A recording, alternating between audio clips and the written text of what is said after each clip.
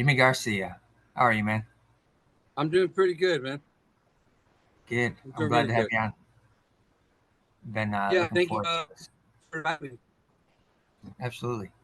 Let me give you a brief introduction here for the audience so that they get a feel for who you are and what you do. You are the founder of Mean Mug Pistons, Texas based creative venture where you transform reclaim engine pistons into hand carved sculptures known as Mean Mugs. You're an ebook author and mentor. You published your first ebook titled Tenacity, A Blue Collar Man's Road to Healing, sharing lessons from addiction, fatherhood, and recovery. You've got a massive social media following and global reach where you've channeled your passion into art and now ship your work worldwide with dedicated following on Instagram, TikTok, and Facebook. And inspiration through long-term sobriety. You celebrated 15 years of being sober since August 22nd of 2009, turning pain into purpose and using your story to uplift those in recovery. Amazing transformation. And congratulations on the 15 years, man. Yeah, thank you, man. It's been an amazing experience. I will say that. I can imagine. I can imagine it's been a journey for sure. So, really, the only structured guy question that I have is the first one, and that is where were you born and what was life like as a kid for Jimmy? Man, so I was so I was actually born in San Marcos, Texas, because it only cost my dad $150 for me to be born. But Okay. I was raised in Austin, Texas, which is so San Marcos is about 20 minutes south of Austin. Okay. So when my mom was pregnant, my dad and them had to drive 20 minutes south to the small little hospital that's no longer there so I can be born. And it only cost my dad, I think he said it was like $175 for me to be born back in 1979. So yeah, so I always got to say that little story because it's not never born here or raised here, because I was born in San Marcos, but I was raised in Austin, Texas. Okay. Gotcha. Gotcha. And then growing up, I'm a grade 8 trailer park kid. I grew up in a trailer park. Through all the, and there's nothing wrong with it. I lived there for, I think, for 20 years. My first 20 years of life, I stayed in an actual trailer park, and it was one of them trailer parks to where it's not your traditional ones now. It was where people would buy, the single wides, and then they would just add on to it Yeah. to make it into like this humongous house. So like starting off, it was a single wide with 2 bedrooms, but by the time I left in 1999, I think my dad, we ended up putting, I think it ended up being like a 5 bedroom like house, Okay. where the single wide was in the middle and everything else was around it and Yeah. stuff. Yeah. So it wasn't your traditional, mobile home or trailer Right. park where it was at. So, man, but growing up, it was amazing. I'm a what they call a exennial, which is I'm not a Gen X, but I'm not a millennial. Like I'm in between those two. And I was born in '79. You know, I was a kid in the '80s and a teenager in the '90s. And man, it was I catch myself being homesick for a time that I can't go back to. Especially during that time. It's just it was an amazing experience. Um, to where I don't think nobody can ever relive it. There isn't nothing that we can do now to relive it, but we can only share the experiences that we learn from them to our kids and stuff. You know, Growing up was amazing too, because my dad is a self-employed also. He is a small business owner. He has a body shop, a automotive collision shop that he's been in business since 1974. All my summers, spring breaks, Thanksgiving breaks, anytime I wanted to see my dad or be around him, I had to be at the shop, because he was the boss, the mechanic, the painter, the everything until he was able to get employees and stuff. But so yeah, man, I'm pretty much a typical.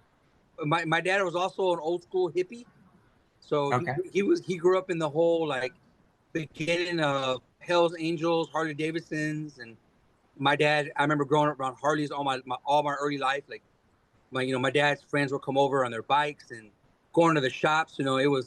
I was your typical 80s, 90s blue collar, hot rod, hippie kid. My dad had hair down to his waist all the way up until I was like, I think 24, 25. My dad had the John Lennon glasses or the Ozzy Osbourne little round glasses. And, Okay. so that's what I grew up in. I grew up in traditional blue collar, small business, hot rod life. Like, Yeah. Yeah. I think I was 8 years old when I figured out that my dads weren't mechanics or body men. That's when I realized that there was other jobs that other men were doing that weren't working on cars or motorcycles. And Right.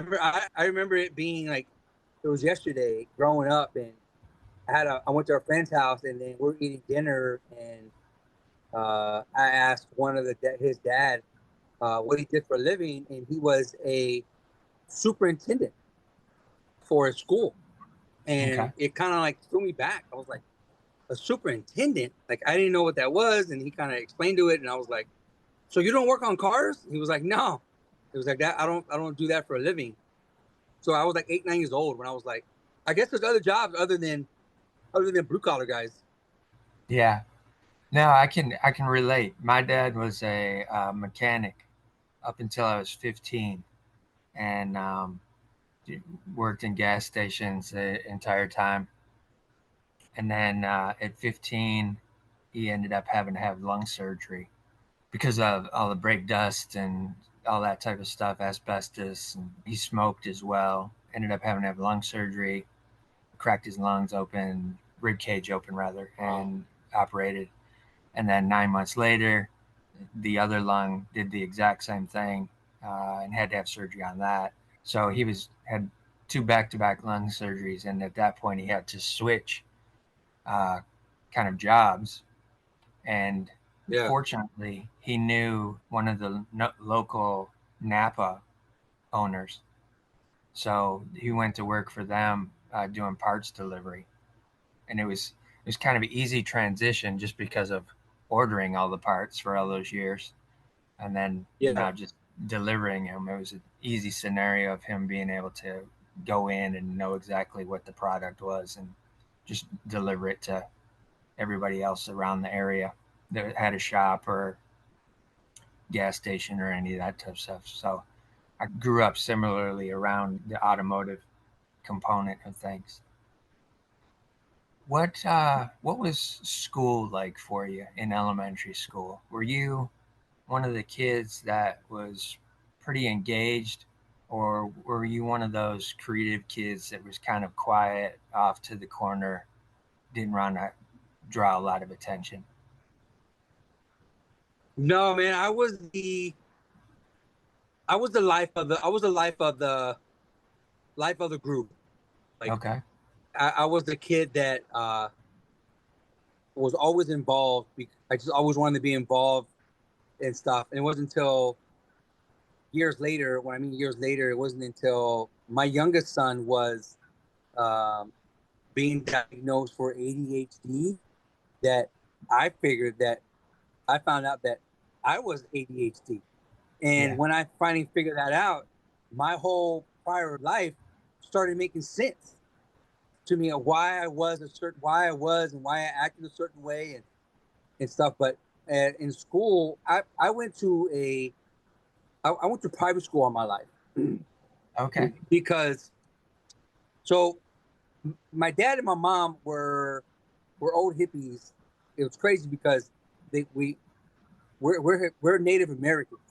Like Okay. we're known as growing up we're classified as Hispanics until later on in life we can get to later that we discovered that we're actually native. Like we're actually not even part of the Mexican culture. We're part of native culture, but that can be another conversation.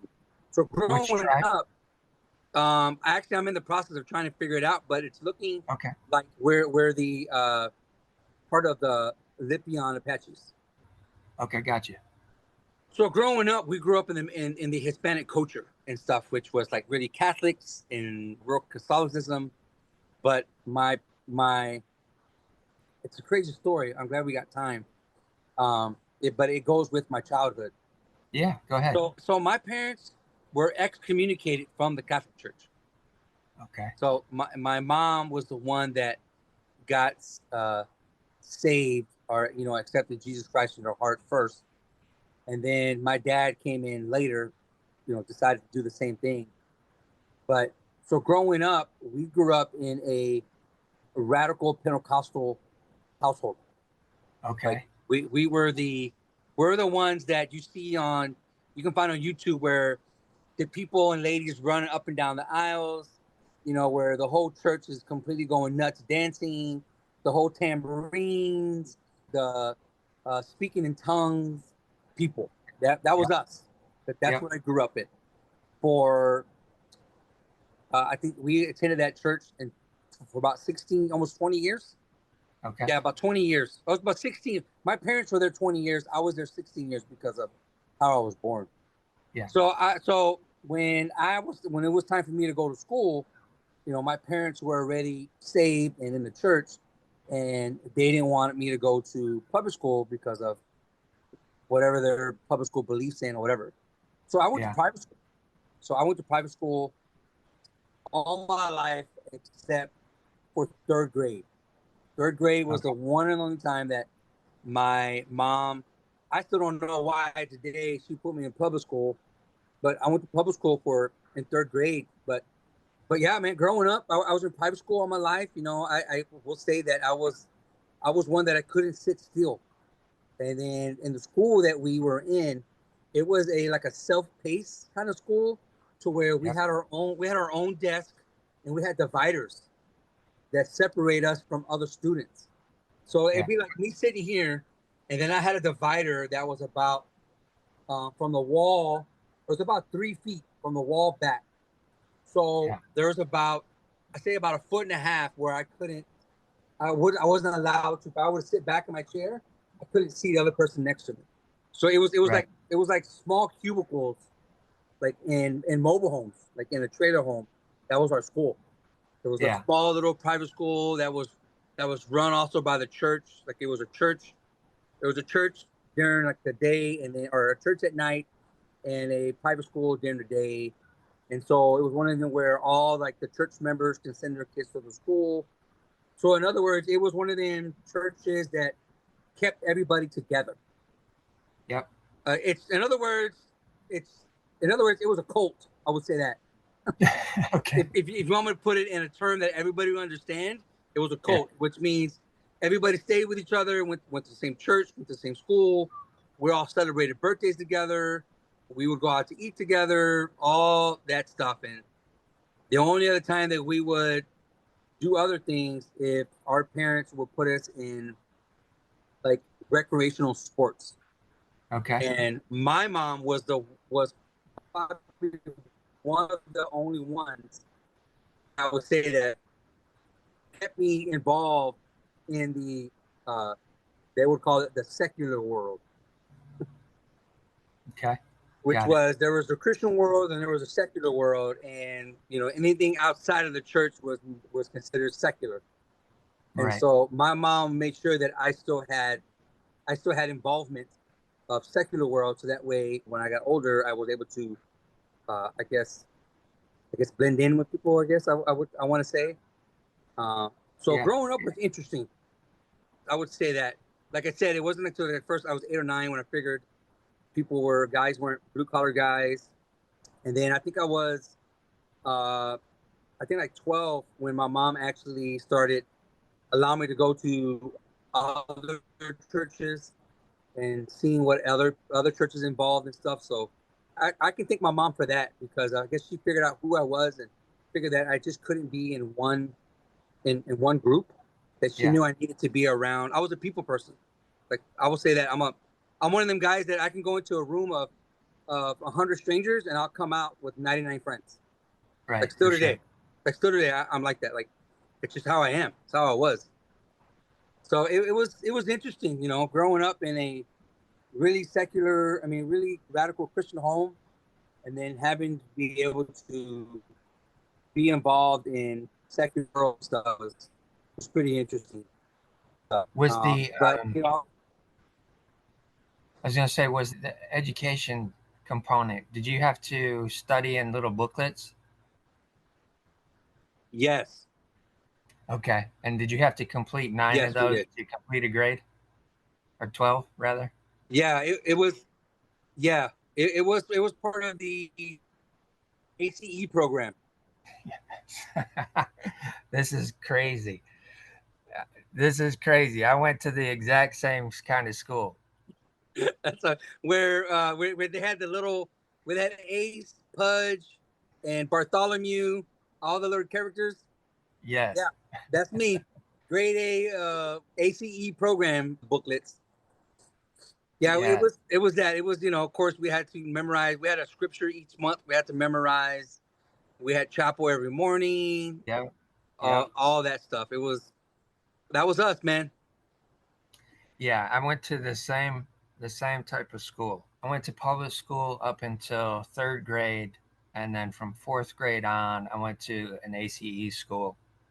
And my mom parents pulled me out of the public school, which was disappointing for me because I had an opportunity to go the next year to a program called Project Plus, which was where we would go half a day to elementary, but the second half of the day we would go to the high school and be able to do art classes and swim in the pool and play in the gym and all those different things.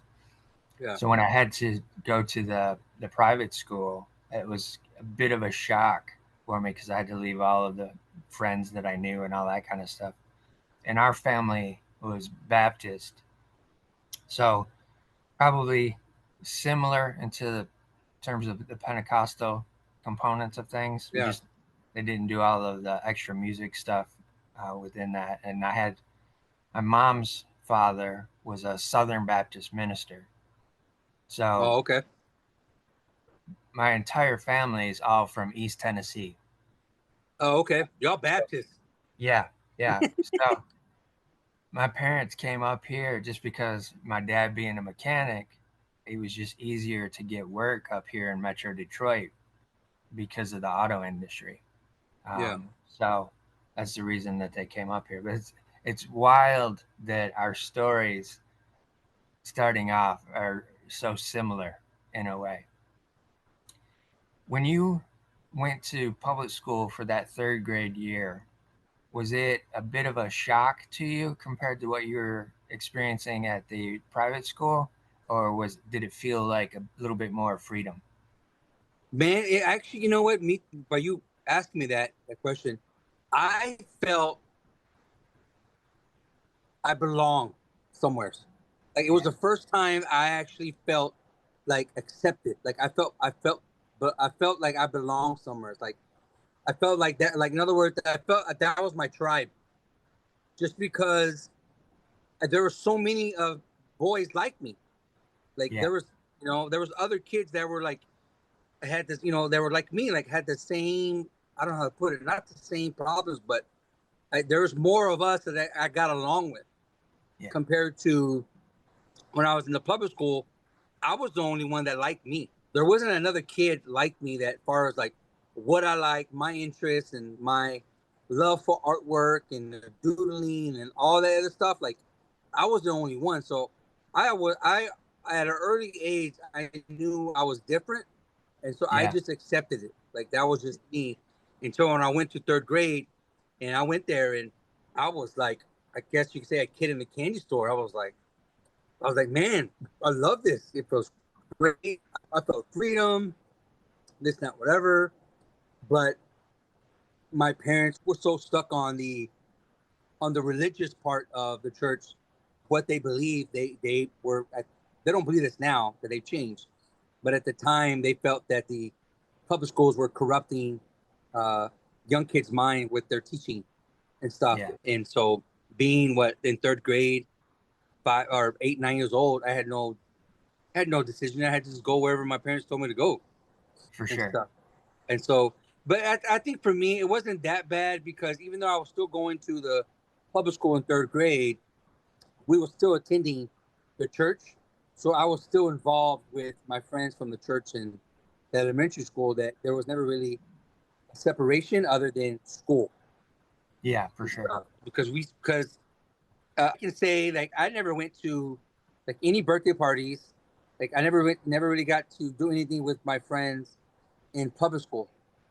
Some of them lived in the same neighborhood as me, and that's the only time I saw them. But far as like going to their house, into their houses, or birthday parties, or stuff like that, I never really did it because we were always being involved with the church. Um, I know you have a sister, Monica, which is the way we got connected. Yeah, Did you have any other siblings at all? yeah. So I'm the baby of 4.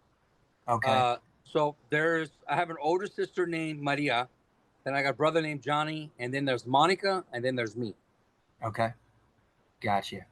And what was it like having them being older than you and being the baby, but also going to these two different environments of school at that point in time? Man, it was, when I look back on it now, it was, there's a lot of stuff that trauma blocked. Like Okay. I've been doing a lot of healing from the actual childhood, just because me and Monica are about 4 years apart, and Okay. then my brother, we're 10 years apart, and then my older sister, we're 13 years apart. Oh So, wow. Okay. so by the time when I was in, like third grade, like third grade, fourth grade, the actual ages and grades where I would start understanding feelings and know what's going on.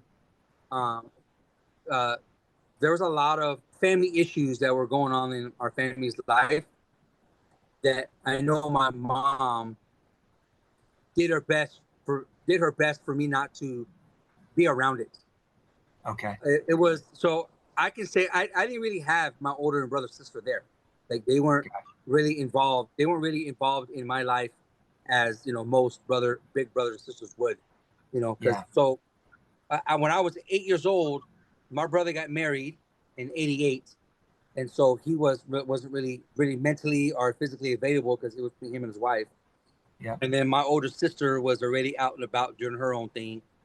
Um, and then me and Monica's relationship really bonded when I became like a teenager and stuff. So Okay. there's a mental trauma block between from the time I was little to about I think 12 or 13 and stuff Okay. that I can sit here that I can't really remember a lot of things just because there's so much going on that like they say that when you have real bad trauma, it just blocks the memory of it and stuff. So Yeah, for um, sure. but I do remember it was always fun and laughter. Like it was Okay. always with my brothers and siblings. What I do remember from them, it was we always had a good time. I never had I can't sit here and tell you that I had a like a sad memory or sad time with them because it was just always fun. I was the baby brother, and to be around my older siblings, when they did come around, it was fun. Like anytime I got a chance to be around them, I just wanted to make the best of it, I guess. Yeah. So I started taking on, I guess, doing whatever I could to make sure they were happy with me. Like I never wanted them to be upset with me. And at a young age, you don't know that's hurting you until you get to an adult, and then you start noticing that that was just a trauma fix, like trying to help you fix. In other words, that's a trauma healing, but not healing the proper way and stuff. Right. Exactly. It was, it was blurry, but things started changing when Monica went to Pensacola Christian College. When she started going to college, then I was able to have my parents all to myself for like, I don't know, 5, 6 years. Okay. Because Monica went to school when I turned 12 turning 13. And so I didn't leave the house until I was 19. Yeah. So I had my parents all to myself. So that was a blessing for me because it allowed me to really get some more relationship with my mom. Because me and Yeah. my mom are close. Okay. Growing And up, I'm sorry, go ahead. go ahead. I said, no, me and my mom got really close from the time I was 12 until I was 19, until I left the house. Okay. Like, my dad was there. Like, I love my dad. He did what he could, but, my dad being a old school, self-employed blue collar, it was all about work. Like, Yeah. work was number one. God was first, and then work was second, because if we didn't have money, we couldn't feed, we couldn't eat. So he was always making sure that he was always working Right. stuff. So, like I said, the only time I got to see my dad was on Sundays. Went to church, or at nighttime he came home, but that was just a few hours because he would come home like at 6, 7, eat dinner, and then he'll go in the room or watch TV, and that was it.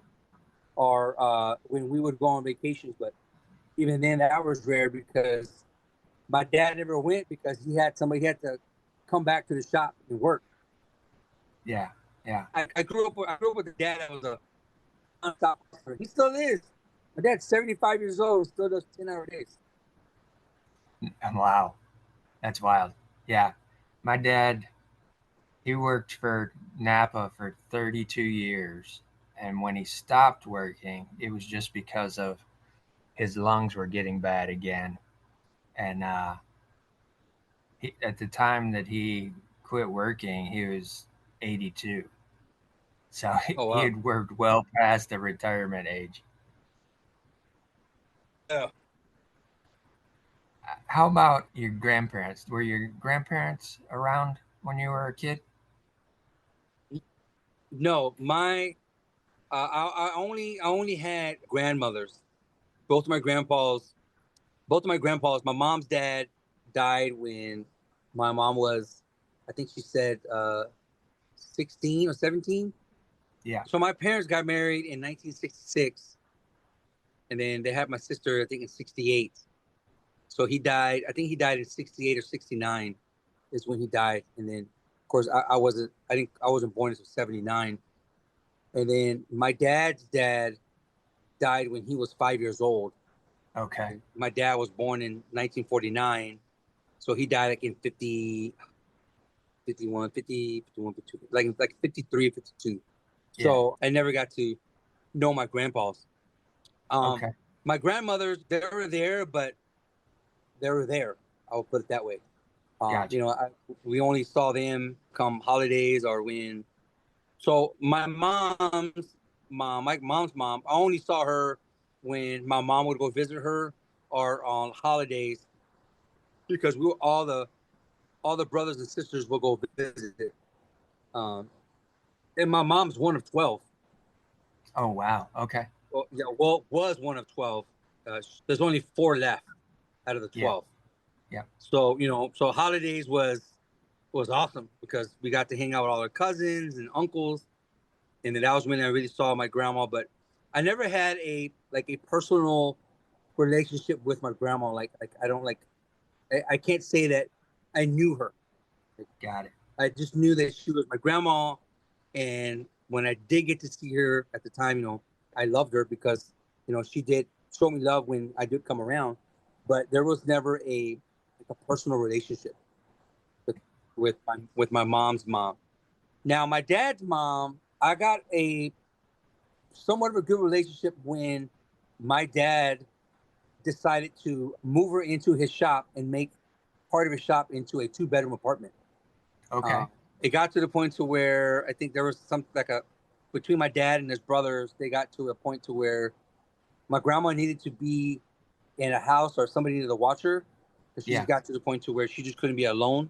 Like, she couldn't live far out alone without nobody watching her. Yeah. So it got to the point to where my dad was like, if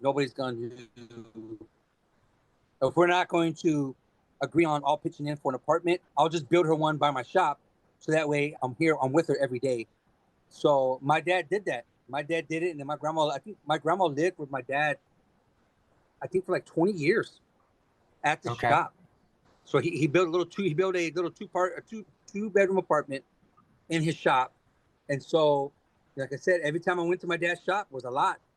I would say, I would go to my dad's shop about 4 times a week for something, whether it was to go, I was with my mom to go get money from my dad or go visit my dad real quick or something. So every time I went to see my dad, I had to go see my grandma because my dad told me, he was like, that's out of respect. You gotta go see your grandma because you never know how long she's gonna live. That's what my dad would Right. say. Like, and she likes Yeah. seeing you. So I had a little bit more of a personal relationship with my dad's mom just because I was able to see her more and stuff. But it was a little hard sometimes because the language barrier was a little tough. Because even though she could speak English, she preferred to speak Spanish, Okay. and I don't know Spanish. That was the one thing my parents never taught me is Spanish. Okay. The reason why is because when I think I was about 3 or 4, my mom had a dream of opening up her own taco stand, Okay. and so my dad made it happen. My dad got her all the stuff, and my mom had a very successful taco shop. It was called Andrea's Tacos, and still today, my parents say it was booming. Like my mom's food was delicious. They had always had customers, and so during that time that she was doing her business, and my dad was doing his business, my mom had to put me in daycare, and Okay. I had to stay with the babysitter. Well, the daycare and babysitter don't speak Spanish, so they weren't talking to me in Spanish like the way my parents were talking to my brother and sister. Gotcha. So the dialogue, me growing up, was straight English. So I was like 5 years old, turning 6, I believe, when my mom decided that she didn't want other people to raise her last baby. So my mom gave up on her dream of having a taco stand to raise me. Wow. Yeah, it's pretty deep when I talk about it, think about it. Like my mom gave that up because she didn't want nobody else to raise me. She wanted to give me the actual full attention. And I was a baby, and then two was because she wanted that because she didn't have that with her mom because her Right. mom abandoned them when they were little Oh, wow. Okay. and stuff. So Okay. I wouldn't say abandoned them, but pretty much let her dad raise them. Yeah. Wasn't, My mom's mom wasn't really in the picture of raising them. yeah. It was Wasn't, more the dad. Yeah, yeah. So when I was 6 years old, my mom decided to give up her taco shop, sell everything, and just become a stay-at-home mom. And I think my mom stayed home until I think my mom didn't work until I left, which was I think 21, 22 years old. okay. She didn't work Okay. and stuff. Gotcha. So anyways, getting back to my grandma and stuff, it was just I had a better relationship with her and stuff just because I was able to see her more and I actually have a few I have more pictures with her and stuff. It was just I don't know. I felt more attached or more connected with my dad's mom than I did my mom's mom. I just Yeah. felt there was more of a spiritual connection with my dad's mom Sure. and stuff. Because my dad's mom she was known as grandma, and my mom's mom was known as mom. Everybody called her mom. Okay. And so but my dad's mom, her name was Juanita. So she's a typical little Hispanic lady, man, and stuff. But she was like 5 foot, loved garage sales. That's all she did and stuff. So Nice. it was fun having her around. Come summer times and stuff. It was always, she made my dad breakfast every morning. Like my dad had his mom breakfast and all the way up until the day she died. Like or until my dad had to put her in the home, Right. which was 80. I think it was 80. I think she was 85 when my dad finally had to put her in the home. So for like Okay. 20, I think for like 20, 25 years, she lived at my dad's shop. So for like 25 years, every day my dad was eating his, you know, still had his mom's food. Yeah. And what was even more amazing is that my dad is one of seven. So he has two sisters, and the rest were all brothers. So Wow. all his brothers worked with him. So Okay. it was so I got double blessed, not only to be with my dad, but I was able to be with my brother and to be with all my dad's brothers, all my uncles. Yeah. So I grew up with all of them. And then, of course, they had kids, and so all their kids were also involved in the body shop. So come summertime, man, it was like me, all my cousins, my guy cousins, and all the uncles and my dad, all at the Yeah. shop. It was just one big testosterone fed like body shop, bro. You know what I mean? Yeah. Then of course you have the sometimes we get the hot rods and the Harley Davidson guys there, and and then my dad's shop happened to be at the time in like this farmland where there was just like woods behind it. So at lunchtime we'll go in the back and shoot all these guns and machine guns and stuff. So it was every kid's hot rod dream, blue collar shop to be at Yeah. stuff. So it was an amazing upbringing. It was interesting, I would say. For sure. How was once you went back to the private school after third grade and going back into that environment where you didn't feel like you really fit in? You felt more like the outsider in that environment versus the third grade, the year of post school. Did that affect your mentality in terms of how you interacted with everybody else as well? Did it cause you Yes, to be a little bit more closed off?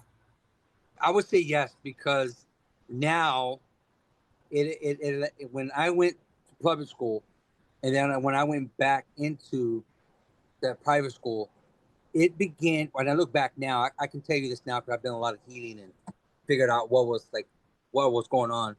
Yeah. It allowed me to see that there was more to the world other than just the Pentecostal community, Yeah. the hardcore. This is where we got to stay. This is our bubble.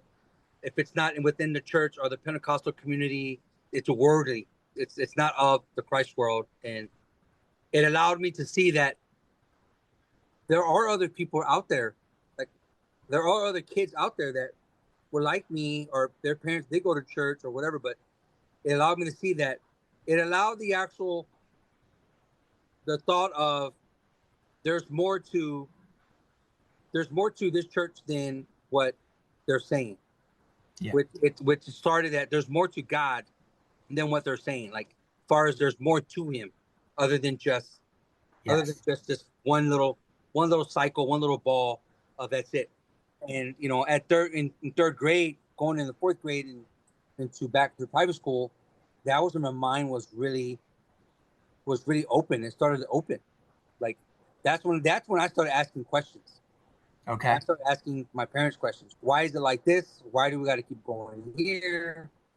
Why can't I go? Why can't I go back to public school if everything we talk about in church is about being a witness for God and being a fisherman of men? Why can't I be back in public school and be a follower and a disciple? All the good questions that were good little questions, but Yeah. you know, growing up in that time in Pentecostal stage, it was straight up yes or no. It was no Right. because I said so, Yeah. flat out. No explanations, no why, no nothing. Is because I said so, Yep. and that was the whole life of me growing up until I was 16 when my parents decided to leave that church. Okay. So from the early stage to then, it was straight up yes, no, because I said so. It's of the devil. It was hardcore, man. Like I think you're on the Baptist side, but I've had friends now that were Baptist, Southern Baptist, and they even said it. Like we had the same thing. It was straight up Yeah. yes, no, you can't do it because the Bible says if you do this, you're gonna go to hell, and it was all of that, and it was. I was like, okay, so in other words, that is when everything started. I had to just hold everything in, bury it, Yep. you know, Yep. or like it wasn't until when I got older in my healing stages of sobriety was when I realized that it's true. Like our bodies are temples, and when growing up as men, we, if not trained or taught, like growing the way I grew up, my temple started becoming tuned because I started burying the feelings and the questions and the emotions and how I was feeling. I just started burying it. And then by the time I became 20, 25, when I started getting into like 20, 21, 22, when I started getting into drugs and alcohol, it was just everything. My body became a tomb. It was Right. just one big tomb of all these emotions and feelings and not having any explanations other than no, because I said, Yeah. Yeah. Exactly. When you mentioned earlier too that you were into drawing and stuff like that as a kid, did you have a sense that you were more sensitive than everybody else that was around you? yes. Okay. I knew I had I would, now that I'm older, you probably Yep. hear me say that a lot now that I'm older and I recognize it. I was more in tune with my inner self to understand what was going on with other people. And Yeah. there are certain things that I felt sensitive about, things like now I was able to read up, I was able to feel their energy and understand it before I even knew what energy and understanding was. Yes. Like I like now I don't see humans, I see energy, and I can read it. Like I can feel your energy, Yeah. and I know what you're giving off. Like I know your aura, and just because I've taught myself and I've learned how to just be in tune with my inner self to go off energy. And if your energy is off, like I don't want nothing to do with it. But I'm Yeah. sensitive to it, and I learned that now that when I was younger, I was always the one that was sensitive to certain things. Like I was the one that like understood it. But what was hard is that there was nobody that could decipher what I was feeling, Yes. because if it wasn't within the actual bubble of the scripture of the religion of the doctrine of it, it wasn't. It was of the devil. Right. Yeah, It's for not. sure. It, again, relating almost like a mirror to you because that's kind of the same scenario that I was in. I was able to sense things before anybody else could sense it. I could feel different people's emotions and energy a lot quicker. I was highly sensitive to loud noises. So if somebody was, doing that same thing of telling you no because I said so, like I would be that one that would just start crying because it was like, but you're just answering it as a flat out this is it. Like you're Yeah, not giving me any kind of option scenario or letting me explain any further. So I can completely relate to that. And that's kind of why I asked that question was I was already sensing that that was the possibility. That's how you were growing up. yeah, and then and then it got to the point to where I just I didn't want to ask anything anymore. Like Yeah. I got to, why are you always quiet? I'm like, well, I'm just like, because like I said, like now it's just because my at the time my energy source just didn't want to absorb any of yours, so it was just shutting off. So I Yeah. got quiet, and so then it got to the point to where uh, if I felt that you liked me, or I felt that you liked my energy, that's when I knew that I felt that I was at peace. Like growing up, what I thought was peaceful, what I thought was peace was others people's affection towards me. Yeah. Because I knew that I couldn't speak to you about things because it wasn't never going to get, uh, discussed about it or told me. But I knew that if I acted or made you feel a certain way, or Right. if I brought your energy up, it would make me feel peaceful. Yeah. And so then that's where I just got for so long, was that's how I was. But man, when I would come home by myself, when I would be by myself, that was when everything would hit. Like the drain of having to deal with all that would just drain me and Yeah. stuff. And at a young age, that is when I would start doodling and just started wanting to keep myself busy and always doing something. And growing up, I was always outside, whether I was riding my motorcycle, riding my bike, or just outside in general. Like I had to do something because if I wasn't, I would just fall asleep. Yeah. I was like, you know what, I'll just go to sleep because that's what I knew that would keep my mind busy if I was asleep. Right. How about athletics? Were there any athletics at the school that you went to that you participated in or outside of school? So yeah, we only had basketball. That's all we had. Okay. All right. But basketball didn't come into play until I was, uh, I say, 12 years old, because my mom was raised on boxing and baseball, and Oh, my wow. dad was my dad was all football. So Okay. my dad got his football player from my brother.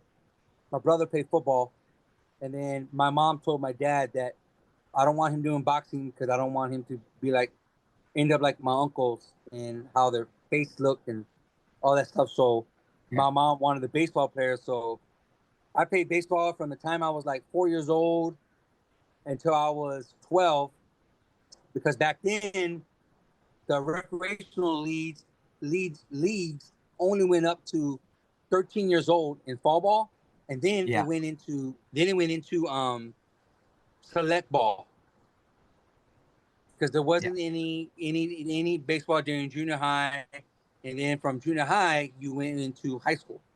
I was at private school, and my dad wasn't going to pay for me to be in a select baseball because he just wasn't going to pay it, because that is what the rich folks did, not us. Okay. And Gotcha. so I know my mom was a little upset because she wanted the baseball player.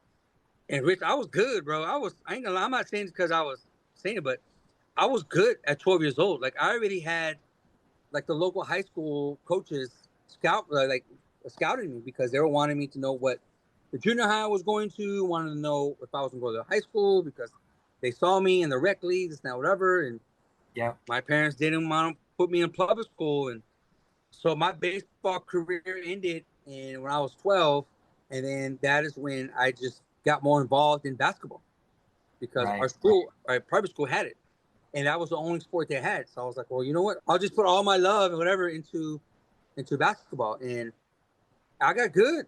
I mean, I got really good in basketball, but it got Okay. to the same, not to the same thing, but it was in private school. But when I changed schools because some family issues happened on my Okay. freshman year. Like, Gotcha. but when I changed schools, I went to a different high school. My high school was a different private school from the beginning, because Gotcha. we had some serious family issues that got involved with the church and my family, and it ended up like uh, our parents had to leave the church because like the head Okay. pastor and the family, and it was one big like one big mess up that Gotcha. pretty much just broke the. It was the time that it just broke the straw that broke the camel's back. The, Got it. anyways, so my parents ended up leaving the church after 20 years. I went to a different private school again, which was a private school, but it was a high school. But there it was different. That wasn't a ACU program. It was some other like Christian curriculum booklets Gotcha. Okay. and stuff. So I played basketball to there, and then I played basketball freshman, sophomore, and then coming my junior year, the private school board decided to revamp the school, and they ended up firing all these teachers and coaches and stuff, and I guess wanted to go a different route. Well, that route ended up closing the school, but so here I was going in my junior year, and all my basketball mates left. They all went to their own high schools in their own little town. Right. But so then here I was, all this talent stuck in a school that didn't even have a basketball team anymore. So I go to my parents, and then my dad's like, "Well, try to go to." He goes, "Well, if you want to get into a high school, then you got to figure out how to get in it." And so I was like, "Okay." So then I tried to get into this one high school, and then they were like, you can come in, but you're going to be starting back as a freshman because your credits don't transfer over. Oh my gosh. Yeah, so here I was, 17, turning 18 as a junior because my birthday's in September, and then I got held back in fourth grade when I went back. Yeah, so I got held back in fourth grade. So I was already behind because of my birthday. I got held back in fourth grade or third grade at public school. I got held back, and so here I was, a junior, 17, turning 18. So I was going to be a senior at 19. So if I was going to go back to this high school, they were wanting me to start me back as a freshman. Yeah. And so I was like, well, I can't do that. So I continued going to this private school for a little bit. And in that time, one of my best friends at the time was going to this other high school that was about 45 minutes from where I was living at. Okay. And I would play on Sundays with him. And his actual coach, the basketball coach, liked me enough and wanted to know if I wanted to go to their school. Okay. So in other words, he did the late work and was going to be able to get me into the high school, and they were going to help me get me to where my credits were going to match by the time I was a senior in high school. Cool. So in other words, they were going to accept me because of my talent in basketball and wanted me to be on their varsity team. Yeah. And all I had to do was talk to my parents and get them to sign off that on the transfer and all the paperwork. Yeah. Well, at the time, my sister Monica was going to Pensacola Christian College. Yeah. And my dad was flipping the bill for that. My dad was paying that every month. Got you. And so I come back from the meeting with the coach, tell my parents. The next day, my dad's like,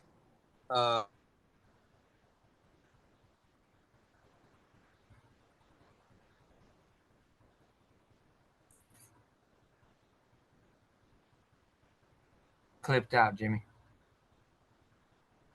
If you can hear me.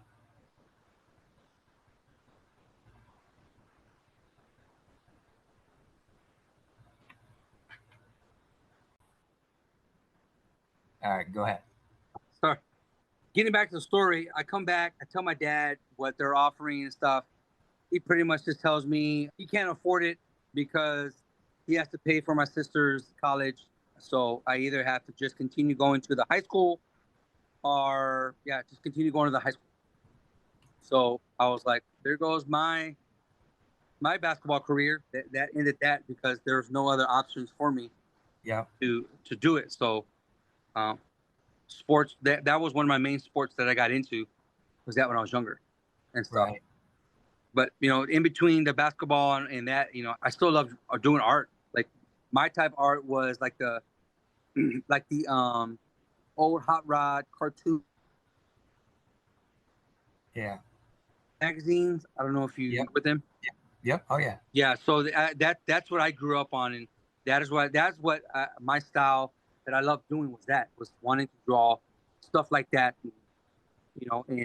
and so I would just doodle and draw all kinds of things. Growing up in between the actual, me playing sports. So I was playing basketball when I was growing up, and if I wasn't playing basketball, I was drawing. Okay. Or just drawing or making stuff with my Legos. That was pretty much it. Yeah. One of the things that I'm finding interesting about your storyline is the fact that you started out, you were playing baseball, you got good at it, you felt comfortable with it, and it was a thing that was you're excelling at. But just because of the situation, you got told you're going to have to stop playing baseball and you're going to have to go into this other area where you're going to have to do something else. So you pick up basketball just because that's the only option. Yeah. Get good at that, starting to get noticed for that ability, and then things change again for you. So it's like there's these roadblocks that keep getting put in the way of you being able to excel at certain points in your childhood, just because of other external circumstances, things that you can't even control. Yeah. That roadblock was I'd say it was the last one that affected me in my early age, because I had one prior to that. It was actual artwork. So I was like 14, like 14 or 15, and my sister was probably already like I think a sophomore or a junior in college at Pensacola Christian College. Yeah. And there was this actual like art contest. Like there was like a pamphlet that I can't remember where I got it. Oh, I remember now. So I used to watch DBS, like the Yeah. Learning Channel, Yeah. and I was watching it one time, and I kept seeing a commercial about like an art contest for an art school, and if you win, you can become one of the artists for the art school. Like you can pretty much get paid to be an Yeah. artist. And so I was like, all right. So then I was like, well, you know what? Next time the commercial comes, I'm gonna write down the information, because there was you couldn't pause the TV back in the 90s, so it was pretty much you had to be a fast reader. If not, well, hopefully it comes up the next commercial. And sure enough, like I already saw it twice, so I knew it was going to be a repeating commercial, because I was watching an actual art show on the actual PBS. Okay. So sure enough, I wrote down the information, the address, this, that, whatever, and it happened to be I think it was like Art of Institute in Illinois. I think that's what it was called. All right. So I wrote to them. It was basically, I think you paid like $2, and you send in $2, and they'll send you an actual art packet back, and you actually draw what they want you to draw, and then you mail it back to them, and then they grade it, and then I guess if you grade high, you would get in contact with one of the representatives. Okay. So I did all that. I sent it. I remember I had the $2. My mom took me to HEB, the little grocery store. I got me a $2 money order, mailed it off. Had to wait 4 to 6 weeks to get a response. Got a response after 6 weeks. I think by the 8th week, I got the pamphlet in, and then I think it took me like a week and a half to finally do every single art piece that I did, and then of course pack it up and then mail it off, and then it was another 4 to 6 weeks before I Right. heard anything, and then I think it was like month 4. I get a phone call, and my mom gets a phone call, and then my mom's like, "Hey, somebody's on the phone for you. It's some man." And I was like, "What?" She's like, "Yeah." So he talks to me. He's talking to me about this art contest, and he asked if I was in. I was like, "Yeah, that was me. This and that, whatever." And he was like, "Okay, well, I'm gonna be in town because I want to talk to you about uh, possibly you becoming one of our artists, because Okay. you won the contest." All And right. I was like, "What?" And like, yeah. So then I put my mom back on the phone, and then him and my mom scheduled an appointment, so that way, both parents could be there. And then Right. sure enough, I remember the day of, my dad comes home early from work. I think that's why it was so special to me, because I remember Yeah. my dad he left work like Right. early, so that way he could be in the meeting with me and Yeah. my mom and stuff, because I think my other two, my dad didn't want another man in the house without him being there. And it was Sure. just me and my mom. So of course, anyway, he shows up. My dad's, "I need you to go put your Sunday's best on, because every Sunday morning we have to dress nice, whatever's in that." So I did, put my Sunday's best on. The guy shows up. We're in the kitchen table. We're talking. And then he brings out my actual artwork. And he tells my parents that your son has a talent that most kids don't have at his age. He's really good. And then they actually show me, they show my artwork, the artwork contest. Like I had to draw like a bird and like a bunch of other different objects. And then Yeah. they show like the correct way to draw it. And my stuff was minor corrections compared to the professionals. And they were like, "Your son has it. He'll just take a few little art classes to him get there, and your son will be able to be one of our main artists, and we'll pay him. Well, in other words, we'll hire him on, and he'll be one of our artists, and we'll pay him. But he has to go to the school in order to do it." And I Yeah. think the school was like, I think it was like $5,000. I think it was like $5,000. But so it was like, I think like 200 $200 a month or something like that. And So they told my parents that, and they talked, whatever. And then, sure enough, the next day, my dad sits me down at the dinner table and was like, we're not going to be able to do it because I got to pay for your sister's college. So you're not going to be able to go to your art school. But then he was like, but mama's going to find some art classes that you can attend, like here locally. But, you know, those art classes weren't for me. They weren't something that I wanted for my Yeah. my talent. So Right. that was my first dose of, or second dose of dreams being killed, Yes. being down. And then Yeah. years later, the basketball thing happens. And then, of course, I was 18 at the time. All that happened, and I was like, you know what? I guess I'm not gonna live my dreams. I'll just go ahead and drop out of high school, and then just started living my life. Yeah. Yeah. When you did that, dropping out of school, did you just go to work for your dad's shop, or did you go out and try to do something different to where you didn't have to be around that potential of being let down again? No, I did not. I did not go work with my dad because I fought it. I did not want to be Yeah. a body man. Like I didn't. I knew my soul, my spirit knew that is not what I wanted to be. Like Right. I didn't. I did not want to be a body man. I didn't want to be like my dad. I didn't want to be like my uncles or my brother. Like I knew in my heart and felt that I wanted to be something else. And so I fought it. Like I had other jobs that I did. So I, I didn't do the body work stuff. I was, I think my first real job, I was a video surveillance security. When I was like Okay. 16, I watched videos for a little bit, security stuff. And then when I dropped out of high school, I was working at, where was I working at? I think I was working at the YMCA for a few months. Okay. And then I got a wild hair up my ass and decided to, you know what? Let me go to this Christian college in Dallas called Christ for the Nations with my buddies to become a music producer.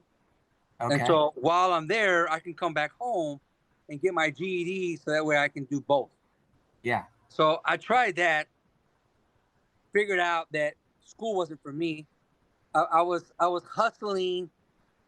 I was hustling side work of making extra money, like doing extra stuff other than my Christian schoolwork.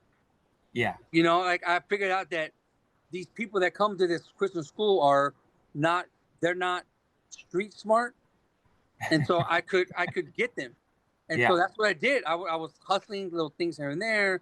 So that didn't last really long. I came back home when I was like 19. And then I ended up moving to, where was it? Kalamazoo. Yeah, no, I ended up moving to Grand Rapids, Michigan. Okay. And then from Grand Rapids, Michigan, I moved down to Fort Wayne, Indiana, Yeah. with one of my college friends. And then we had a fallout. And then I moved back to Austin for a little bit. Then I moved back to Dallas with my sister for about a year. And then finally, it was just like roadblock after roadblock. It's like stuff just finally kept breaking, kept stopping me. Like Yeah. one thing after another, like everything just kept stopping me, kept stopping me. And so finally I was like 20 years old. I got in a car wreck in Dallas, Texas. And finally my dad was like, that's it. Like you gotta come home. Like you gotta come home. There's nothing else for you.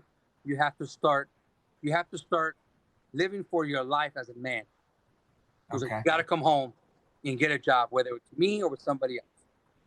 And so I came back home when I was like 19. And then I went back to the YMCA. I worked at the YMCA for about a year and a half. And then I was like 20 years old when my dad was like, you know what? He goes, let me pay you. I'm going to pay you what I pay your uncles in a week. Let me show you how much money you can make as a body man if I pay you like your uncles. Okay. So I was like, okay, because in between that time, I was still going to my dad's shop, helping him out here and there, but Sure. I just didn't want to do it. I just kept helping him out and doodling in the bodywork industry. And my Yeah. dad kept telling me, he goes, you have it. you know, you are way more advanced than your brother and your uncles. You know, just come work with me and we'll get it. But I fought it until I was like 19, turning 20, and my dad was like, "I'm gonna pay you what I'm gonna pay your uncles, but you got to push the workout." So I was like, "All right, bet." Dude, I was 19 years old, and I made $2,200 in 1 week. Wow. So this was in 1998, 99. Yeah. So that was when like A lot of money. that was when gas was like 72 cents a gallon, to where when you put $5, you got like almost a full tank Yeah. and stuff. And so that sold me. And that was when I was 20 years, I was 19, turning 20, when I decided, you know what? I'm gonna be a body man, because there is nothing else out there for me that I can't, up to my head, I can't get. And so that's when I convinced myself that I'm just gonna convince myself that bodywork, because bodywork is art. Like auto body collision is a form of art of what we have to do. Yeah. So I just conditioned myself and shifted my mind to be like, okay, I'm going to use whatever art I have in my head mentality into learning bodywork. Yeah. And that's what I did. I just converted everything into being a body man and an automotive painter, painting cars and all that stuff. And that's where my career started. I was 19, turning 20. Okay.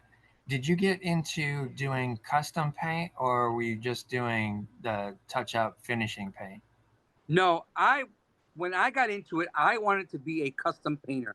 Like I wanted to do hot rods, flame jobs, Yeah. you know, because like I said, I grew up in, even though we were Hispanics, my dad was heavily involved in the white culture. Okay. Like Yep. I grew up with, like, even though I went to my elementary was a lot of Hispanics, Mexicans, but my dad made sure that we stayed in the white culture environment. Okay. But at a young age, my dad told me, he was like, if you want to make money, you have to stay in the white culture, because Gotcha. that is the old money. You want the old money because it lasts longer. All right. And he was like, and they're the ones that are going to make your living. They're the ones that are going to provide for everything else because they have money. Yeah. So I was like, okay, bet. So I became engulfed in the hot rod scene, which was dominant white culture. And so I wanted to become a custom painter. So that's when I started learning how to, do flame jobs and, like, really like roll like glossy paints and stuff like that. Yep. And then so I started doing that on Harley Davidson tanks for a little bit. Okay. And then I painted a few, old school hot rods and stuff here and there. But, so that was in my early 20s when I did that. But and then I got introduced to downtown party scene Okay. and stuff. So, but mind you, I come from the actual Pentecostal uh, religion. Like Yeah. I come from a heavy background, like Christian stuff. We did change churches when I was like 16, Yeah. but even then, it was still, we went from being Pentecostal to being a non-denomination. So we didn't Gotcha. have any certain denomination, but so it kind of like freed up for certain things. But leading up to that, there was never a season of teaching me how to be a proper boyfriend or how to have a girlfriend, because I couldn't have a girlfriend. It Right. was, no, you ain't gonna have a girlfriend because all you're gonna want to do is have sex, and that's what you want to do. So we're just not gonna allow you. So I never had a girlfriend growing up until I was like 18, 19. So then here I was, full of all these emotions and feelings and everything going on, and all I knew was that I had to treat her godly and treat her like she was a queen. So it was like roses and all this stuff, but never had the understanding of what it really was to be a in a relationship. Yes. So then here I come at 20 years old, and of course I was working at the YMCA and other businesses that I was able to introduce to that world. Yeah. And so I got engulfed in that, and so then I just went crazy. Like Went ham on it. wham, it was like a whole new world. Like, oh my God, it's just like Yeah. the movies. There's music, there's these pretty women, there's, all this stuff. And then that is when the ADH hustler mentality came in. I was like, well, you know what? If I get in good with certain people, I can do these things. And then that's when the whole drug scene came involved and stuff. But it's a lot. There's a lot of in between to lead up to everything. But yeah, man, that's where I'm at. And when you got that opportunity to where you saw the world open up at that point in time, essentially is what I'm hearing, is the environment you were raised in. Now you're able to go out into this worldly world where everything is an option, basically. And you start diving into that. And I'm assuming that's the point where you started getting into the drugs and alcohol as well. Yes? Yes. Okay. With that, did you realize what that was doing to you in terms of the emotional component of this is making me feel different than what I've been feeling normally. So this is why I like it. This is why I'm attracted to it. Yeah, man. It literally, how can I put this? It convinced me that was what I was supposed to feel. Yeah.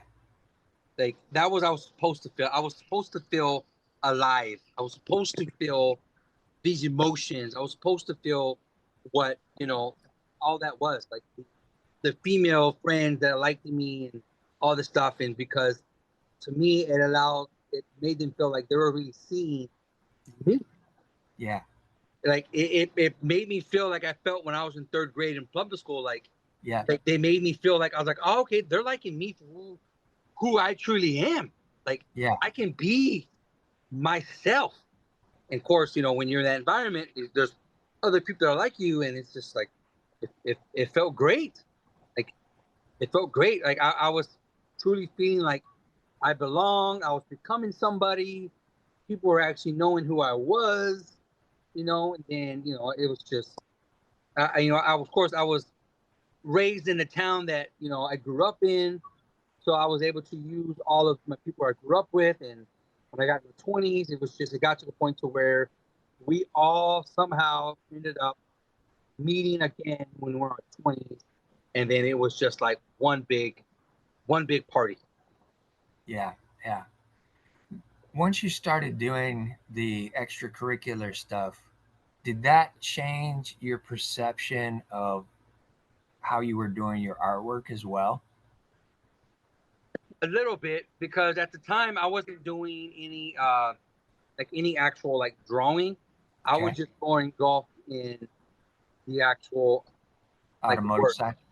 Yeah, Yeah. motorcycles and paintwork and stuff like that. And then also, and then in the early 2000s, uh like Jesse James and Chip Booth and Yeah. all these hot rod people started getting the limelight, started becoming famous. So then it started another fire in me. I was like, we're finally getting noticed Yeah. of what I do. And so, but then again, it was also their lifestyle, what they were doing, which was the hot rods and the Harley Davidsons. It was like the motorcycle scene. It was the partying, the drinking, the drugs, like all of Yep. that was starting to be like glamorized. And I was Right. like, I do that. Like that I can do that. Like I can be Yeah. like that. So then that was it allowed me to be like, you know what? I want that lifestyle.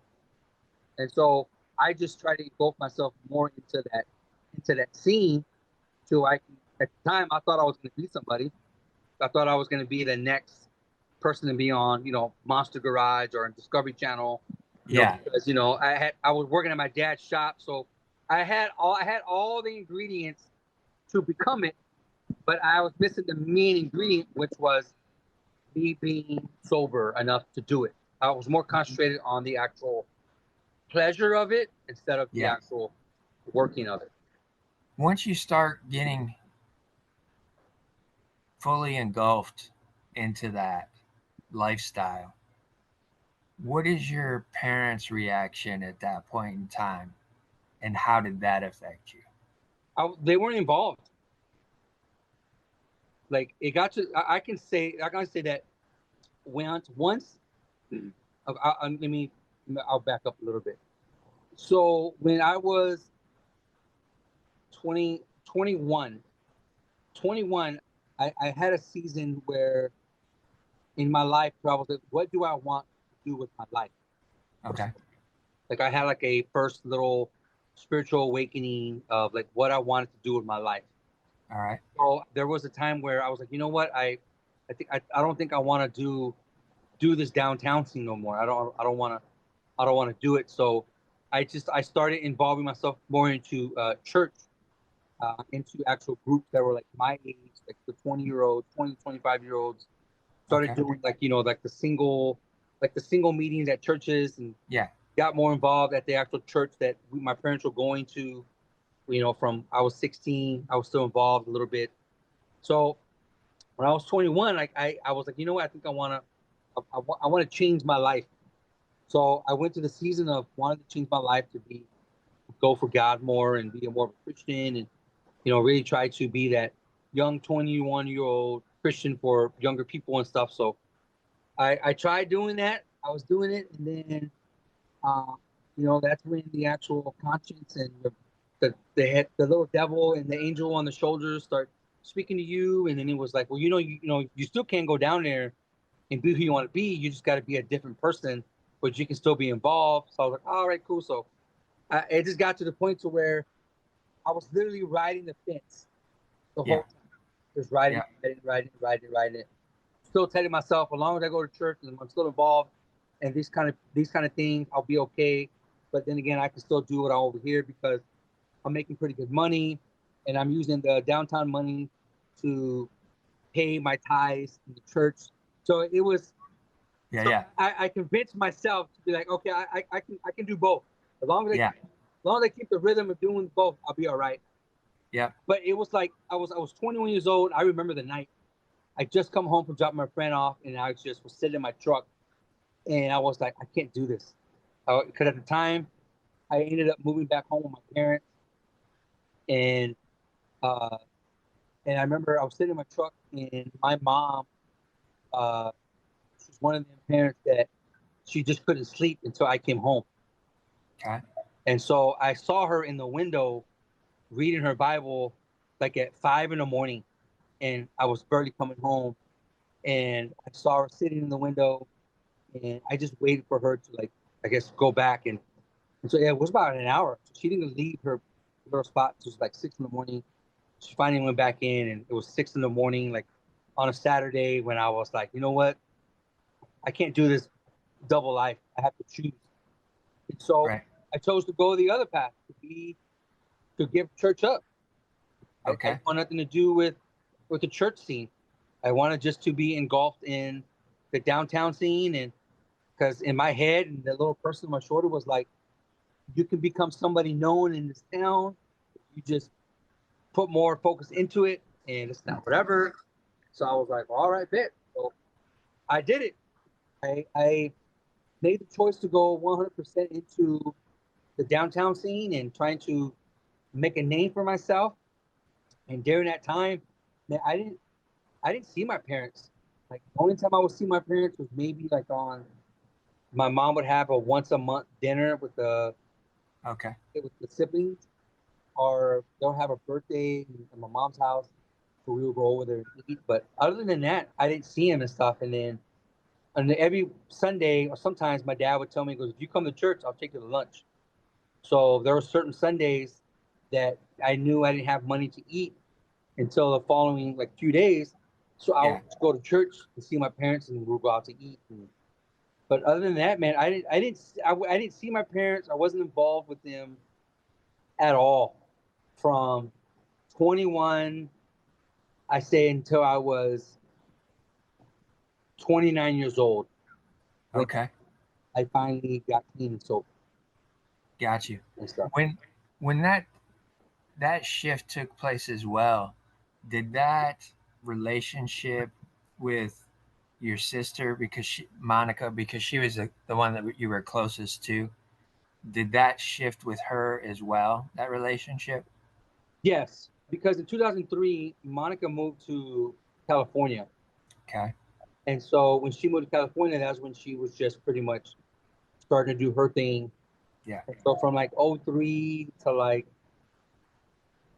I say '05, '06, we were pretty good in relationship as far as like talking. Like I would go visit her like every 3 months. You know, we had a good relationship. But then there was a time it came that I just stopped. Like there's Right. like I probably didn't see her or talk to her for like months, just because I was just, in my eyes, I was too busy.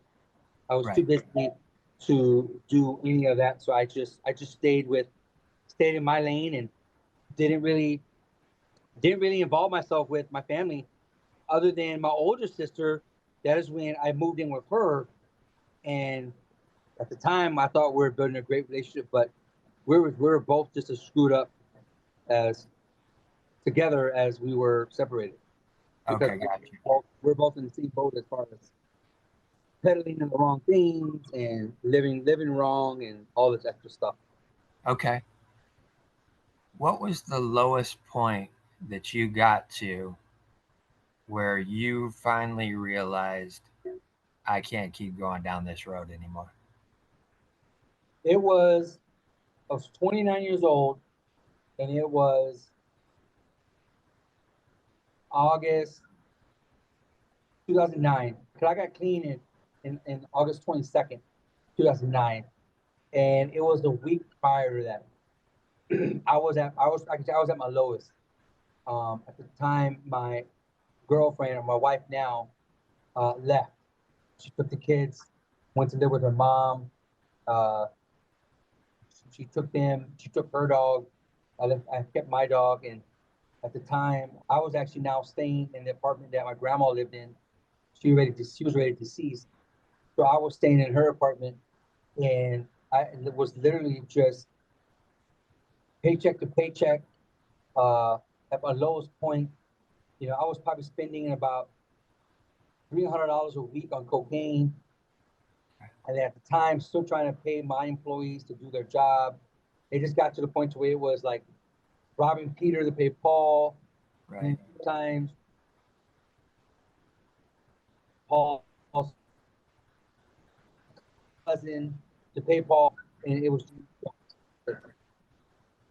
And the week before, like, I remember I was probably the soberest I ever was during that time.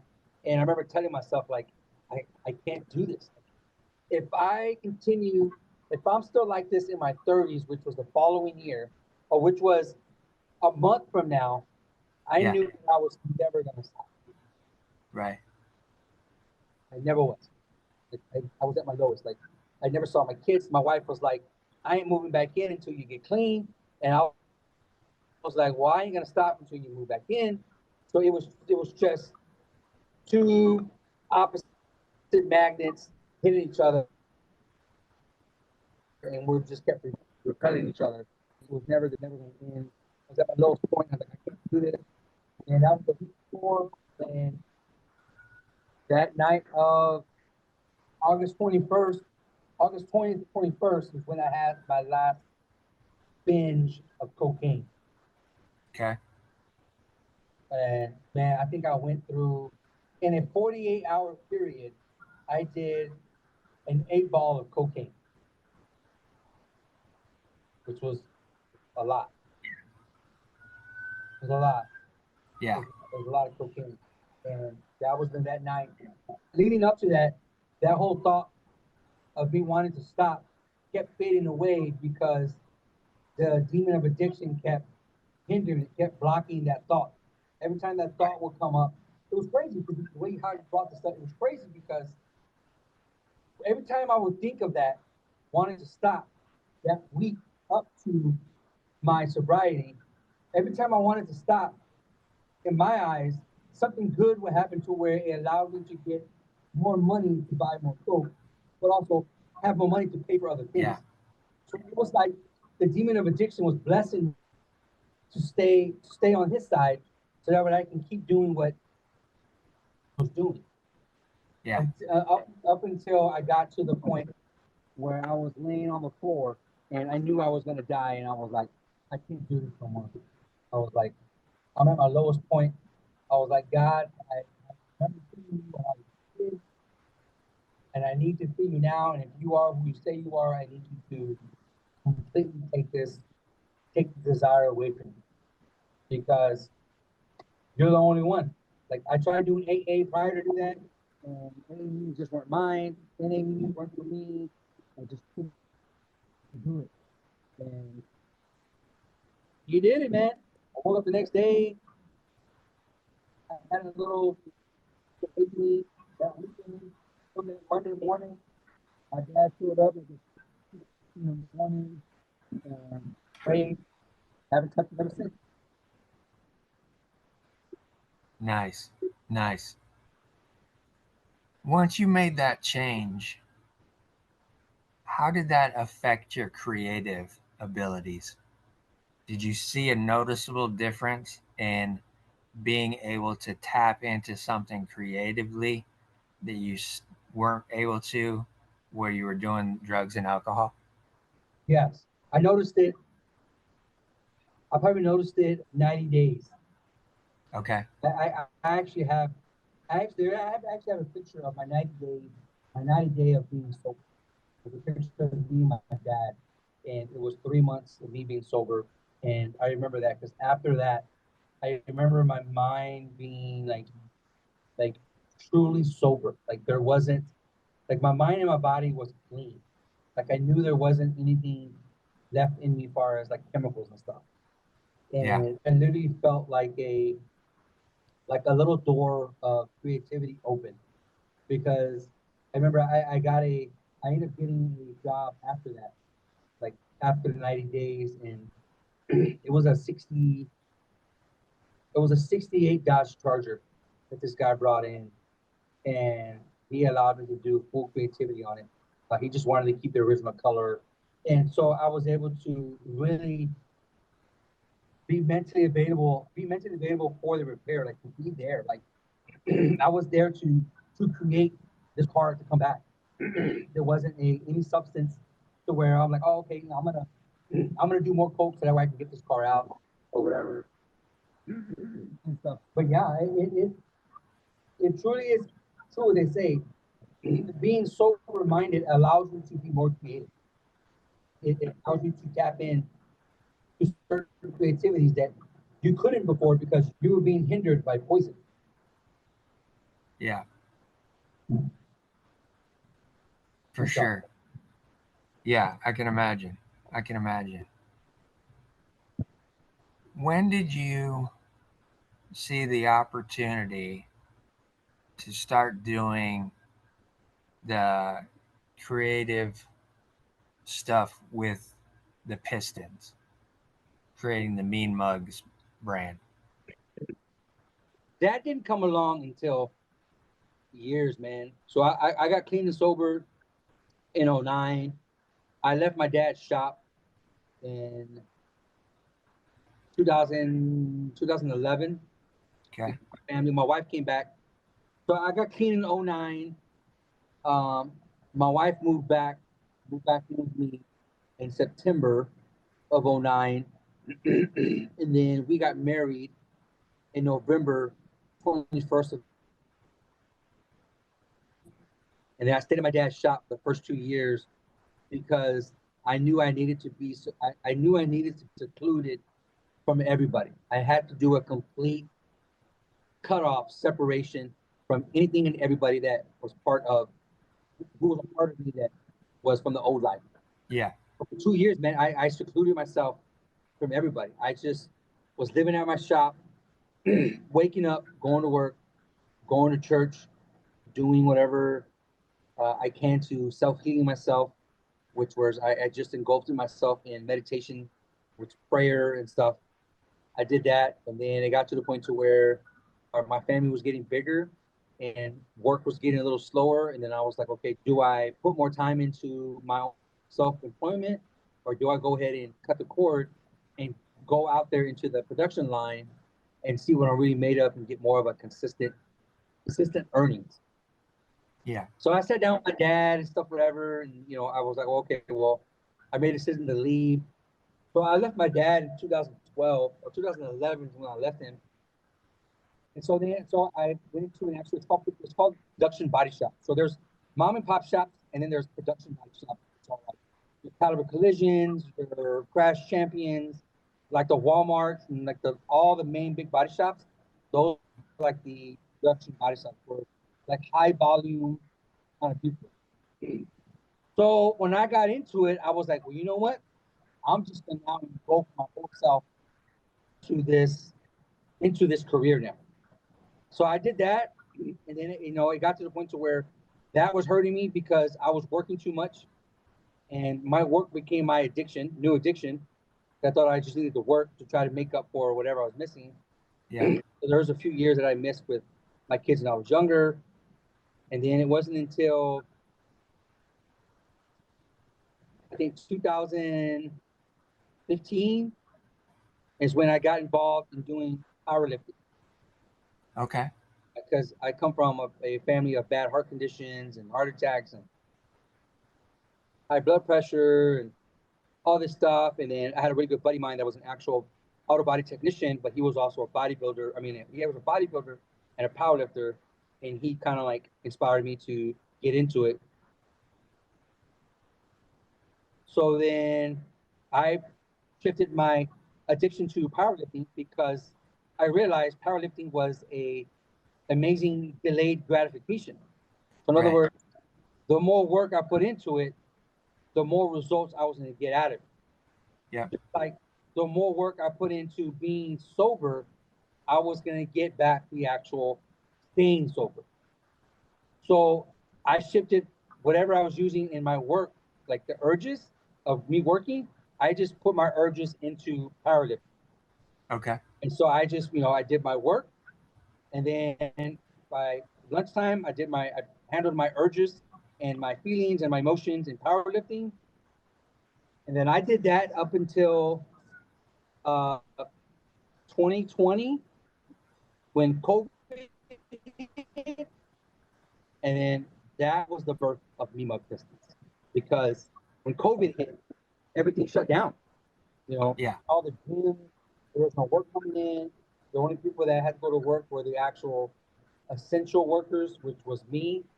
Yeah. So I had to go to work and just sit there Right. and stuff. So during COVID, that is when the birth of Mean Mug Pistons came in because I was like every other worker, just sitting at my toolbox. Like I would come to work in my flip flops and keep my boots in my truck because we weren't doing any work. And then Yeah. when we did get work in, that was when I go change my shoes and whatever. But it got to the point that it was like, I don't know. I think I didn't touch a car for almost like maybe a month and a half, almost 2 months before we actually started getting some work in to where we can make something. But during that time, man, it was like I wasn't doing anything. And I was like, man, you know what? I'm not going to be stuck watching YouTube, doom scrolling on anything. I was like, and then that's when I was like, you know what? I always wanted to do some kind of like metal art. I Yeah. always wanted to do something because growing up, my dad made metal planners. Like I always made yard work, like yard art for the house. Okay. Like he would create different like sculptures and stuff for the yard, for the planners, or for his shop. Like he would go like to old antique shops and find like these old like tractor parts and stuff and make stuff out of them. And so he would make barbecue pits and here and there. And I wanted to do that, but I just could never put the time, add more time to what I was doing to do it Right. until COVID hit, and then I had all the time in the world. And so at the time, I had all the materials. I had all the metal. I had the welders. I had the plasma cutters. I had all the materials to my disposal. Grinders, grinding discs, everything I had in my shop.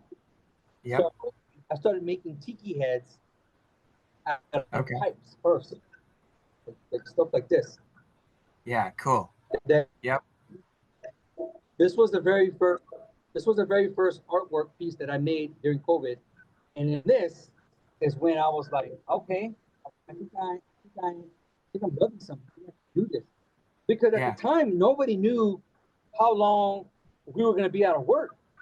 Right. And, and then so there wasn't any gym. So I really couldn't push all my urges onto powerlifting as much because I couldn't go work out as much as I wanted to.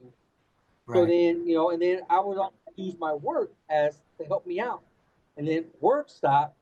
And there's that old saying, idle hands are a devil's playground. Yeah. And then the guys at work were, they were all drunk. They were all alcoholics. They all like drinks or whatever. So they were bringing beer and stuff to the work and hanging out. And, they were barbecuing at work and drinking. And, I didn't want to be a part of that.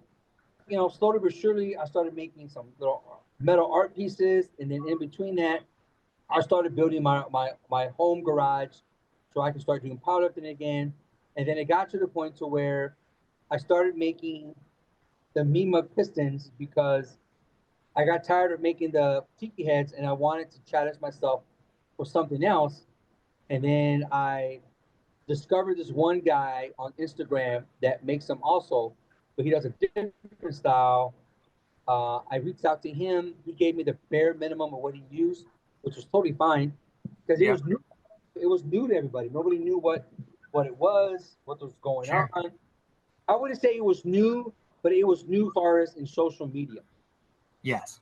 And so I was like, bet. So I got a rhythm to where I was literally getting paid to make my artwork at work just to keep me busy. And then at lunchtime I would go home because I had my full garage and do my powerlifting. And so all of my creative cylinders were going. Like I was had the work going stuff with my Mean Mugs going to keep me busy. I was going home at lunchtime to work out, come back to work, do my artwork.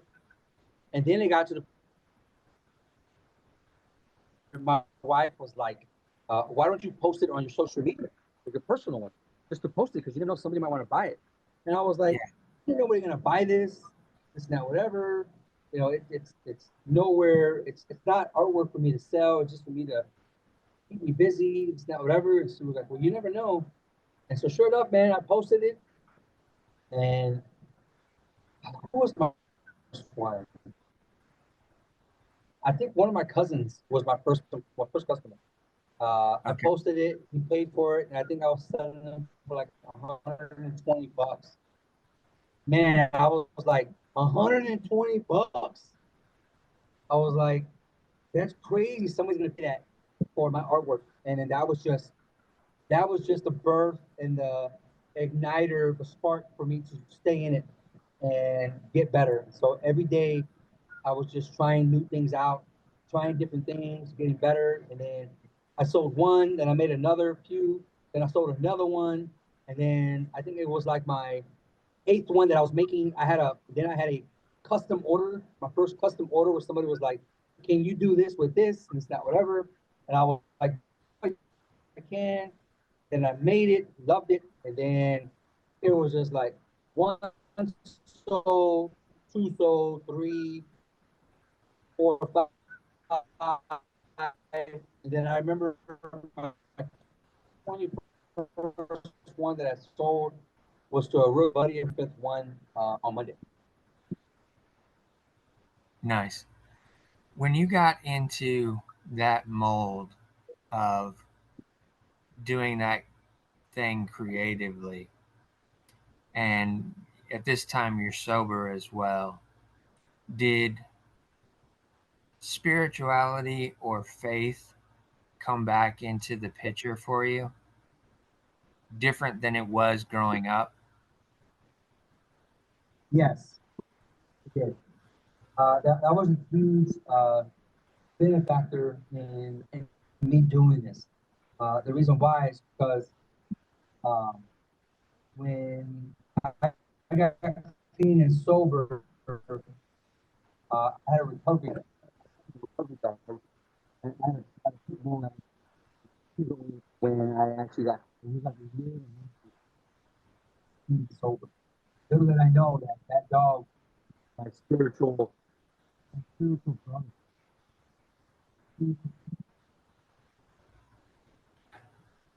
God was going to use him to help people with this.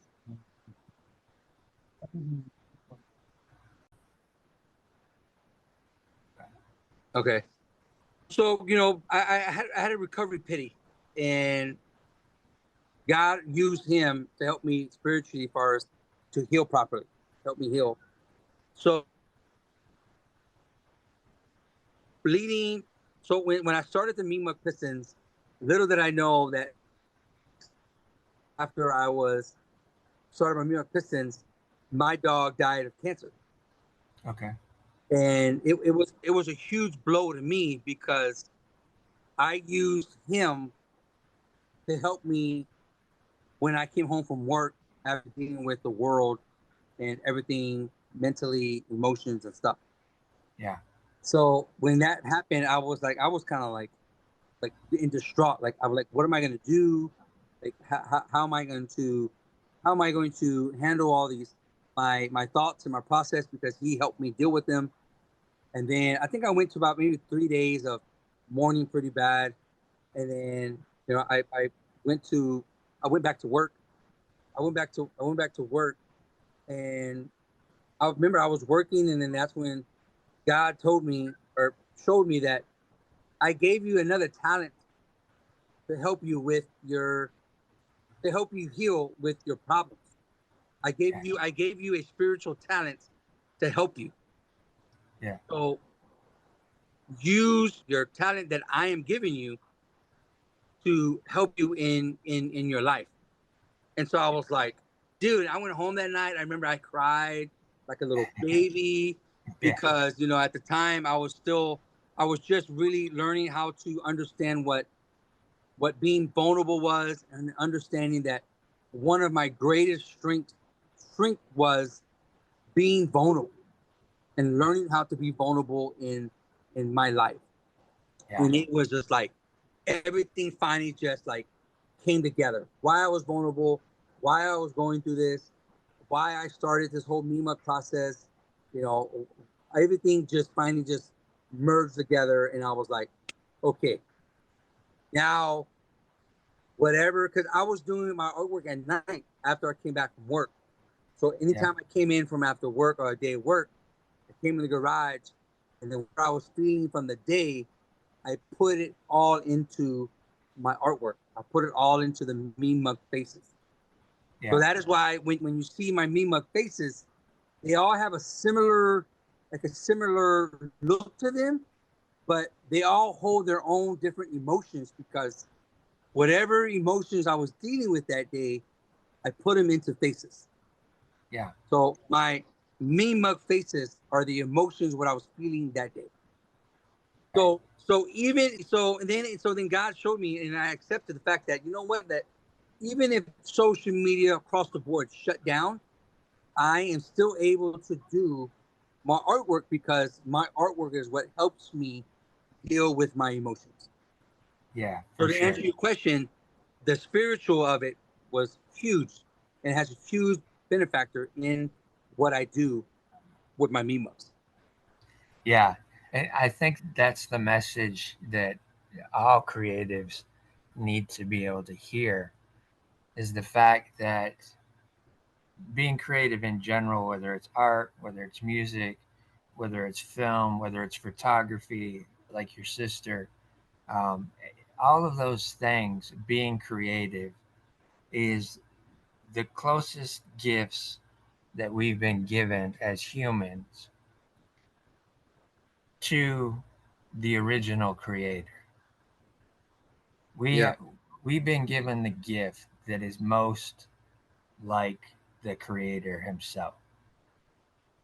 The ability to make things look different, change the way people looks at something, the way it makes people feel, the way people respond. It generates emotion. It allows you to be able to express your emotion. Those different aspects of being a creative are the things that are, in my opinion, are the most powerful.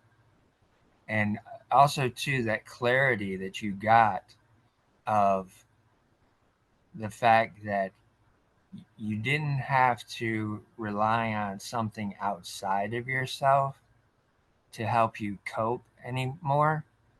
It was all within you. That's what you need to start using to cope. And he gave you that message. And I thought that was a particularly ironic time in your life and a transition point as well, to where this happens to your dog, which has been your support, right? That was the thing Yeah. that was getting you through, supporting you emotionally and helping you get through the days. And then takes the dog away because it's ending his time, right, on earth. And then he makes you, brings it to your attention of, look, everything that you need for your support is right inside. Yeah. Which that takes me all the way back to when you were a kid as well. When you were having those difficult times of relatability or trying to be understood, you kind of moved into what you were doing artistically to express yourself. So even back then, you had this internal instinct to create, to just use what was inside of you to cope and get you through. And then fast forward to now, that's coming up again. And I Yeah. think that's a beautiful part of your story. Yeah. Yeah. It really is, man. Like I, I absolutely love, like, I've always loved artwork, just art in general, different kinds. But now that I can call myself an artist, like I am an artist in the fact that I create, and what I create uh, is, it's, I don't know how to explain it, man. It's one of them experiences that whether you are an artist or you're going through it, like it's an amazing, it's an amazing experience. But what's amazing about it is the actual emotions that you feel when you're creating. Yeah. Those are the things that you can't describe to people that have never, that to won't allow themselves to create or give them time to understand those feelings. And I get it; it's difficult. Like, and now times it's very difficult to try to allow yourself to add another time slot to the busy day and time that you have, to allow yourself to decompress enough to where you can create. Like, it really is hard. Like, I can testify it is hard. And Yeah. when I see these other artists on social media and I see what they create and I see what they're doing, like, we all have a common we all have a common factor of, like, of what it's taking to create. Like, I know the emotions and what you're going through, having to create that, or having to put that time aside to add it to your busy life to do it. And then the ones that are able to be full-time artists, I'm not there yet, but I've, in my time of when I've been off work here and there, like, I was able to feel a glimpse of not going to work and continue to do my artwork and feel that I was a full-time artist. It's Yeah. an amazing, it is an amazing, like, overwhelming, like, uplifting feeling when you can just create and that's all you do. Like, Yeah.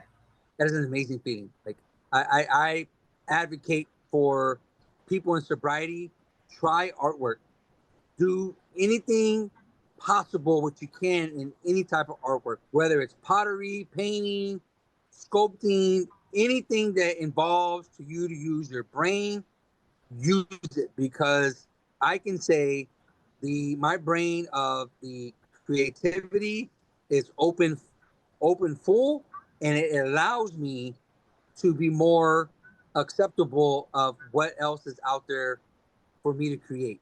Like, it gave me a more of a global eye, to be more sensitive to other people's feelings, to their artwork, to what they got going on in their lives. It really is, like, I don't know how to explain it, but artwork has allowed me to do that. It allowed me to open a part of my mind and sensitivity to where I can see things globally and be like, you know what, I feel you, I understand you. Yeah, that was beautiful. Beautifully said. I think that's a great place for us to be able to end today as well. One of the final things that I always try to leave the audience with at the end of one of these conversations is just the simple message of listen to your heart, but be kind to your mind. Yeah.